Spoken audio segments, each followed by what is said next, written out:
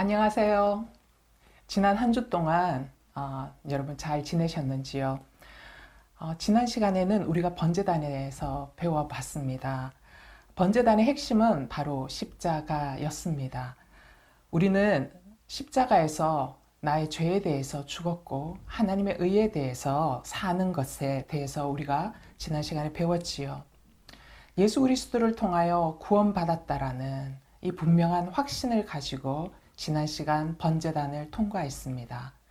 번제단을 통과했기에 이제는 하나님이 임재하여 계시는 하나님의 성소 훨씬 더 가까이에 나아갈 수 있게 되었습니다. 오늘은 성소 바로 앞에 있는 물두멍에 대해서 배워보도록 하겠습니다.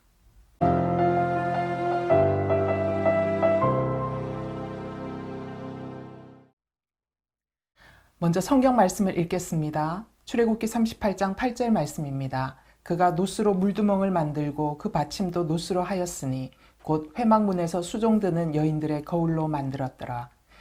출애굽기 40장 7절 또 물두멍을 회막과 제단 사이에 놓고 그 속에 물을 담고. 여러분 지금 화면을 한번 확인해 보시지요. 화면에 보면 물두멍의 위치가 보이실 겁니다.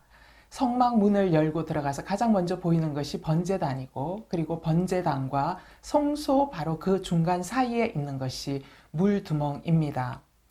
물두멍의 규격에 대해서는 성경에 나와 있지 않지만 그 모양은 맨 위에 물두멍이 있고, 그리고 그 아래 받침으로 이루어져 있는 두 부분으로 구성되어져 있습니다. 이 물두멍을 만든 재료는 어디에서부터 나온 것일까요? 그것은 바로 여인들이 사용했던 거울을 사용해서 물두멍을 만들었습니다. 옛날 그때 당시 거울은 노스로 만듭니다. 보통 노스는 얼굴을 비추어 줄 수가 없죠. 그렇기 때문에 여인들이 노스로 거울을 사용하기 위해서는 노스를 끊임없이 갈고 닦고 해서 광택을 내어야만 했습니다. 그래서 이 노시 정말 투명한 광택을 낼 때까지 계속 닦아야 하는 아주 엄청난 노력과 시간이 필요로 하는 매우 귀중품이었습니다. 그런데 이 귀중품을 바로 여성들이 헌신하여 하나님 앞에 드렸고, 바로 헌신하여 드린 여성들이 가장 아끼는 이 귀중품을 사용하여 물두멍이 만들어졌습니다. 그렇기 때문에 이 거울로 사용하던 노스로 만든 이 물두멍에 물을 담고, 그리고 그 앞에 나아가 물두멍 안을 들여다보면 바로 나 자신의 모습이 투명하게 비춰지는 것이죠. 나의 더러운 부분이 보여지고 나의 죄된 부분이 보여지는 것이 바로 이 물두멍입니다. 자, 물두멍이 주는 교훈은 무엇일까요? 출애굽기 30장 17절에서 21절 말씀입니다. 여호와께서 모세에게 말씀하여 이르시되 너는 물두멍을 노스로 만들고 그 받침도 노스로 만들어 씻게 하되 그것을 회막과 제단 사이에 두고 그 속에 물을 담으라. 아론과 그의 아들들이 그 두멍에서 수족을 씻되 그들이 회막에 들어갈 때에 물로 씻어 죽기를 면할 것이요 제단에 가까이 가서 그 직분을 행하여 여호와 앞에 화제로 살을 때에도 그리할지니라. 이와 같이 그들이 그 수족을 씻어 죽기를 면할지니 이는 그와 그의 자손이 대대로 영원히 지킬 규례니라. 물두멍을 통해서 하나님께서 우리에게 교훈하시고 싶은 굉장히 중요한 교훈 한 가지는 바로 성결, 성화입니다. 거룩한 씻음이 없이, 그리고 정결함이 없이 하나님 앞에 나아갈 때 죽게 됩니다. 그런데 우리가 이 물두멍이 주는 교훈 앞에서 질문 한 가지를 하게 됩니다. 분명히 우리가 죄의 문제 때문에 하나님 앞에 나아갈 수 없어서 죄의 문제를 해결하는 번제단을 지나왔습니다. 그 번제단에서 우리의 죄의 문제가 다 해결되었지요. 그럼에도 불구하고 왜 또 우리는 이 물두멍이 필요할까요? 그리고 이 물두멍에서 왜 씻는 또 작업, 이러한 작업들이 또 필요했던 것일까요? 이러한 질문을 우리는 물두멍 앞에서 하게 됩니다. 자, 그러면 왜 이러한 물두멍을 두셨는지 그 물두멍의 필요성에 대해서 배워봅시다. 물두멍이 필요했던 첫 번째 이유입니다. 첫 번째는 이미 구원받은 우리에게 남겨진 과제가 있다는 것이죠. 그것이 성화의 삶입니다. 우리가 번제단을 지나왔습니다. 번제단은 우리의 죄를 대신하여 대속물이 되어 죽으신 예수 그리스도의 십자가를 상징합니다. 우리가 예수 그리스도의 십자가를 통하여 우리의 모든 죄사함을 받았습니다. 예수 그리스도의 대속의 죽음으로 우리는 구원을 얻었습니다. 예수 그리스도의 이러한 대속 작업으로 죄인이었던 우리가 바로 하나님의 자녀가 되는 신분의 변화가 번제단에서 일어났습니다. 하지만 여러분, 우리의 신분의 변화가 죄인에서 하나님의 자녀로 일어났음에도 여러분 신분이 변화되었다고 하루아침에 습성까지 바뀔까요? 내가 어제 그냥 평범한 평인이었다가 어느 날 갑자기 내가 하루 만에 대통령이나 왕이 되었다고 생각해 봅시다. 그렇다고 왕의 품격으로 내가 갑자기 바뀔 수 있을까요? 그러기는 쉽지 않을 것입니다. 마찬가지입니다, 여러분. 우리가 죄인에서 하나님의 자녀가 되는 신분의 변화가 번제단에서 일어났지만 우리의 수준은 여전히 죄의 수준에 머물러 있다라는 것이지요. 그러면 이제 신분의 변화가 일어났기에 신분의 변화가 일어난 우리에게 필요한 것은 무엇입니까? 신분의 변화에 걸맞는 수준이 우리에게 필요한 것이죠. 여러분, 거룩한 하나님의 자녀가 되었으니 우리에게는 그 거룩에 맞는 성결하게 하는 그 의무, 그 몫이 우리에게 주어진 것입니다. 이 과정을 성화라고 합니다. 여러분, 물두멍이 우리에게 필요한 것은, 그리고 하나님께서 성막 안에 물두멍을 허락하여 두신 이유가 바로 이 성화의 과정이 구원받은 우리에게는 필요하다라는 것을 보여주고 있는 증거입니다. 구원에는 두 가지 구원이 있습니다. 지난 시간에도 제가 구원에 대해서 이야기했죠. 예수 그리스도를 통하여 죄 사함을 받은 구원, 그리고 예수 그리스도의 십자가를 날마다 붙들 때마다 죄에 대해서 이길 수 있는 능력이 우리에게 임한 구원, 두 가지를 이야기했습니다. 동일한 맥락에서 오늘 또 이야기합니다. 여러분, 구원에는 두 가지가 있습니다. 과거형 구원과 현재형 구원입니다. 번제단은 과거형 구원입니다. 나의 죄에도 불구하고 취소될 수 없는 구원, 예수 그리스도의 십자가의 대속의 은혜로 말미암아 죄인 되었던 우리에게 무조건적으로 주어진 그 구속의 은혜, 한번 구원받은 우리에게 바뀔 수 없는 이 구원의 은혜, 나의 행위가 조금도 개입되어지지 않은 전적 하나님의 이 구원의 은혜, 여러분, 이거는 이미 이루어진 과거형 구원입니다. 그래서 내가 예수 그리스도의 십자가의 구속을 믿을 때에 비록 나의 인격에 문제가 좀 있어도 하나님께서 오늘 밤에 나를 부르신다면 우리는 하나님 앞, 바로 그 천국으로 갈 수 있는 권리가 우리에게 주어진 것이지요. 이게 번제단이 주는 과거형 구원입니다.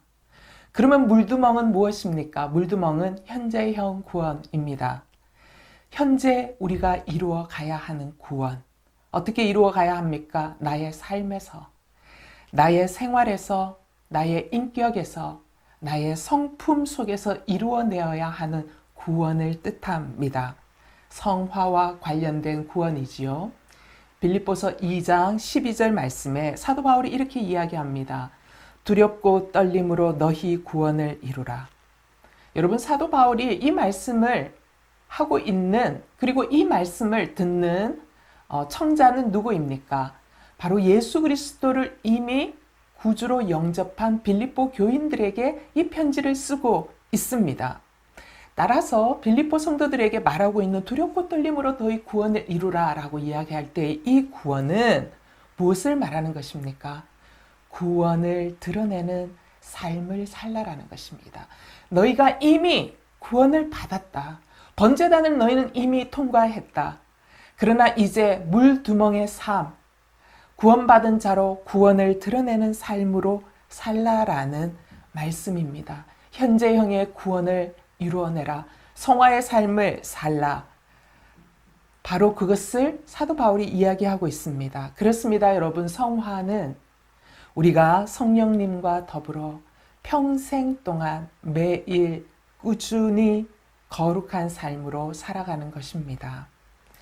정리하면 이렇습니다, 여러분. 번제단은 내가 하나님의 자녀이냐 아니면 죄의 자녀이냐 이것을 결정짓는 자리가 번제단이었습니다. 그리고 물두멍은 이미 우리가 구원받은 우리의 하나님의 자녀에게 주어지는 삶의 실제적인 수준의 문제를 이야기하고 있습니다. 얼마나 우리가 하나님의 자녀다운 삶을 살고 있느냐를 묻고 있는 자리가 물두멍입니다.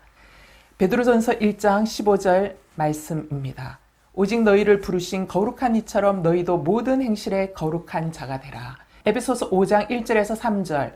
그러므로 사랑을 받는 자녀같이 너희는 하나님을 본받는 자가 되고 그리스도께서 너희를 사랑하신 것 같이 너희도 사랑 가운데서 행하라. 그는 우리를 위하여 자신을 버리사 향기로운 제물과 희생 제물로 하나님께 드리셨느니라. 음행과 온갖 더러운 것과 탐욕은 너희 중에서 그 이름조차도 부르지 말라. 이는 성도에게 마땅한 바니라. 물두멍이 필요한 두 번째 이유를 살펴봅시다. 씻음이 필요하기 때문입니다. 이 씻음의 필요는 바로 회개를 뜻합니다. 여러분, 물두멍이 정말 이 성막의 기구 가운데 필요했고 이것을 두신 이유들을 좀 더 실질적으로 이해하기 위해서는 우리는 성막의 바닥을 이해해야 할 필요가 있습니다. 하나님께서 모세에게 성막을 짓도록 여러 가지 재료들을 말씀하여 주셨습니다. 금, 은과 같은 굉장히 비싼 재료들도 있었지요. 청색, 자색, 홍색, 가늘게 꼰, 배실과 같은 이러한 실과 같은 재료들도 있었습니다. 이 모든 것들이 다 무엇을 위해 쓰여졌나요? 성막을 세우는데 다 쓰여졌습니다. 그런데 정작 성막 바닥을 위한 재료는 없었습니다. 이 얘기는 무엇을 말씀하고 있습니까? 거룩한 하나님의 성막이 어디에 세워진 것입니까? 그대로 땅바닥 위에 세워졌다라는 것입니다. 광야의 모래바닥 위에 세워진 것입니다.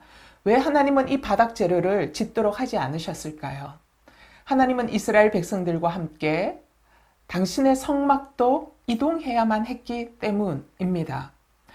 따라서 하나님을 만나기 위해서 성막 안에 들어와 있는 백성들, 그리고 성막에서 섬기는 제사장들, 그들 모두 성막 안에 들어와 있지만 그들의 발은 당연히 더러워질 수밖에 없습니다.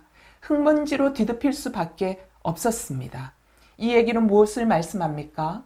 우리가 구원받은 이후에도 죄로 인하여 오염되어질 수 있다는 것을 뜻하고 있습니다. 여러분, 제사장들은 지금 하나님 앞에서 굉장히 거룩한 일들을 하고 있습니다.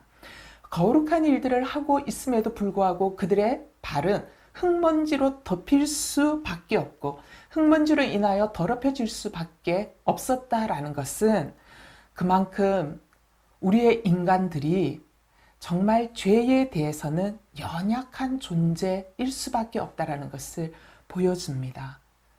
구원은 분명 한 번만 얻으면 되는 것입니다.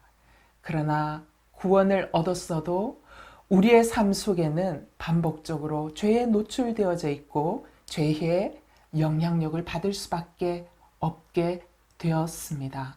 그것이 우리의 삶의 현실인 것이죠. 그렇기 때문에 아무리 번제단을 통과한 사람이라고 할지라도 하나님의 성소로 들어가기 위해서는 반드시 물두멍을 통과해야만 했습니다. 끊임없이 하나님의 은혜로 반복적으로 물두멍에서 그 물로 우리의 손과 발을 깨끗이 씻을 필요가 있는 것입니다. 요한복음 13장 9절에서 10절 중반절까지 읽겠습니다. 시몬 베드로가 이르되 주여 내 발뿐 아니라 손과 머리도 씻어 주옵소서. 예수께서 이르시되 이미 목욕한 자는 발밖에 씻을 필요가 없느니라. 온몸이 깨끗하니라. 여기에서 예수님께서 말씀하신 이미 목욕한 자는 발밖에 씻을 필요가 없다. 이미 목욕한 자라는 말은 무엇입니까?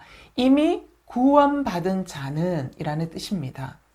여러분, 예수 그리스도의 보혈로 이미 목욕을 한 우리들은 주님이 부르시는 그날까지 발만 씻을 필요가 남아 있습니다. 발만 씻으면 된다라는 것이지요. 이렇게 물두멍에서 나의 죄를 고백하고 하나님의 은혜를 날마다 덧입는 일은 우리가 천국에 들어가는 그날까지 계속 지속되어야 하는 일이었습니다. 왜냐? 주님은 당신의 거룩하심을 원하십니다. 물두멍이 필요했던 세 번째 이유입니다. 채움이 필요하기 때문입니다. 그 채움은 무엇입니까? 말씀으로 채우는 것이 우리에게 필요하기 때문입니다. 우리가 죄를 씻는 회개를 했다면 우리의 내면 안에 들어온 미움의 마음, 분노의 마음, 시기하는 마음, 질투하는 마음, 그리고 욕심, 용서할 수 없는 마음, 우리가 살다 보면 늘 그러한 마음에 노출되고 그런 마음을 품게 되고 그렇게 우리가 살아갈 때가 있습니다. 자, 여러분, 이러한 죄에 대해서 우리가 물두멍에서 깨끗이 회개하고 씻었습니다. 그렇다면 그 다음 우리는 뭐가 필요합니까? 우리의 내면은 채움이 필요합니다. 무엇으로 우리의 내면을 채워야 할까요? 바로 하나님의 말씀입니다. 그렇기 때문에 물두멍은 우리를 깨끗하게 하시는 하나님의 말씀을 의미하고 있습니다. 에베소서 5장 26절 말씀입니다. 이는 곧 물로 씻어 말씀으로 깨끗하게 하사 거룩하게 하시고. 여기 보십시오. 우리를 물로 씻어 깨끗하게 하시는 것이 무엇입니까? 말씀이라는 것입니다. 여러분, 우리가 이제 거룩해져야지. 내가 이제 성결하게 살아야지. 내가 이제 성화의 삶을 살아야지. 결심한다고 되는 것은 아닙니다. 여러분, 우리 내면 안에 가득 차 있는 것이 반드시 밖으로 나오게 되어 있습니다. 마음에 있는 것이 언어로 나오면 그것이 나의 말투가 되고, 그리고 그것이 나의 말의 내용이 되는 것이지요. 내 마음에 가득 차 있는 것이 행동으로 나오면 그것이 그 사람의 태도가 되고 그 사람의 행위가 되는 것입니다. 그렇습니다. 우리의 마음속에 무엇으로 채워 넣느냐가 굉장히 중요합니다. 요한복음 17장 17절 말씀입니다. 그들을 진리로 거룩하게 하옵소서. 아버지의 말씀은 진리니이다. 예수님도 하셨습니다. 거룩하고 성결한 삶, 이것이 능력인데 이러한 삶을 살기 위해서 정말로 중요한 것은 우리의 내면에 하나님의 말씀으로 채우는 것이 필요하다는 것을 주님은 너무너무 잘 아셨습니다. 그래서 예수님께서는 잡히시기 전날 밤 제자들을 위하여 중보 기도를 하시는데 그 마지막 중보 기도의 내용이 무엇입니까? 진리로 저들을 거룩하게 하옵소서. 아버지의 말씀은 진리라는 것입니다. 제자들이 말씀으로 거룩하여 지도록 기도하셨습니다. 살아계신 하나님의 말씀을 가까이 하며 그 말씀이 나의 내면에 활동하기 시작할 때에 우리는 비로소 거룩한 삶으로 변화되어지는 것입니다. 물두멍에서 제사장들이 더럽혀진 손과 발을 씻고 하나님 앞에 나아가듯이 하나님의 말씀 앞에 나아가 하나님의 그 말씀으로 나를 들여다보고 그 말씀을 먹고 그 말씀을 나의 내면 가운데 채워 넣을 때에 우리는 비로소 정결해지며 우리의 삶의 자리는 그 삶의 자리에서 이루어가길 원하는 거룩은 머리에 있는 이론이 아니라 정말 진정 삶의 실제가 되고 삶의 내용이 되어질 수 있는 것입니다. 오늘 4강의 말씀을 정리해 봅시다. 물두멍이 주는 교훈이 무엇입니까? 정결, 성결, 성화의 삶을 이야기하고 있습니다. 물두멍은 왜 필요한 것입니까? 구원받은 우리에게 남겨진 것이 성화의 삶이라는 것을 말씀하고 계시기 때문입니다. 또한 삶 속에서 짓게 되는 죄를 씻는 작업이 우리에게는 끊임없이 필요하기 때문에 물두멍이 우리에게 필요했습니다.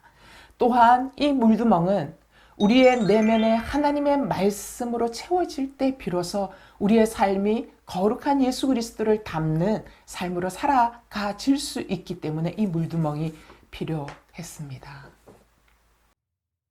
사랑하는 성도 여러분, 하나님은 우리에게 거룩을 원하십니다.